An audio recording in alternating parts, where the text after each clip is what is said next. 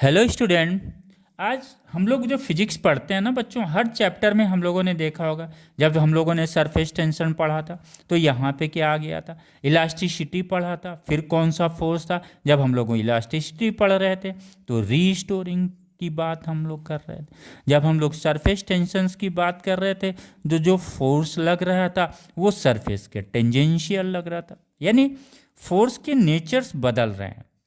अभी हम लोगों ने जब हाइड्रोस्टैटिक पढ़ा था तो वहाँ पे हम लोगों ने क्या पढ़ा हुआ था, liquid exerted the force exerted by the liquid at the wall of the vessels or force exerted by the liquid at its own surface inside the free surface of the liquid। ये किस वजह से force लग रहा था, ये force liquid अपने wait की वजह से लगा रहा था। ये चीज़ तो क्लियर हो गया था।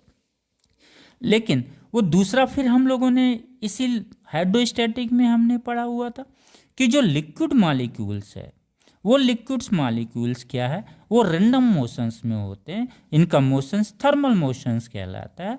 वो क्या करते हैं, वॉल से कोलाइड करते हैं और ये इनका कोलिजन जो होता है वो इलास्टिक कोलिजन होता है। और उस इलास्टिक कोलिजन्स की वजह से उस मॉलिक्यूल्स में चेंज इन मोमेंटम होता है। और यही चेंज इन मोमेंटम क्या कहलाता है, with respect to time, force कहलाता है। और यही जो है ट्रांसफर कहाँ पे होता है, वॉल पे होता है, right. Due to the change in momentum of the molecules and this change in momentum transfer on the wall. तो ये इस तरह से भी फोर्स अप्लाई करता है, जो हम लोगों ने लिक्विड प्रेशर्स में पढ़ा हुआ था।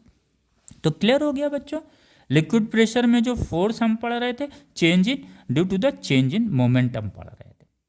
फिर अभी जब हम लोगों ने रो जी एच निकाला था तो उस पर हम लोगों ने क्या किया था, एक इमेजिनरी सिलेंडर बना के उस इमेजिनरी सिलेंडर के अंदर जो मास था वो कितना उसका वेट है, उस हिसाब से हम लोगों ने प्रेशर एच डेप्थ पे हम लोगों ने कैलकुलेट किया। सिमिलरली बेटा जो बॉयंट फोर्स है वो क्या है, जो लिक्विड डिस्प्लेस्ड की जाती है उस ऑब्जेक्ट के द्वारा, जो वो ऑब्जेक्ट इस लिक्विड में इमर्स्ड है पार्शियली और होली, वो क्या करता है, लिक्विड को डिस्प्लेस करता है। लिक्विड की एक मॉलिक्यूल्स की एक प्रॉपर्टी होती है, वो अपने इस पोजीशंस में हमेशा रहना चाहती है। तो इसको हम लोग डिफाइन करते हैं, when a body is partially or wholly immersed in a liquid, it displaces the liquid.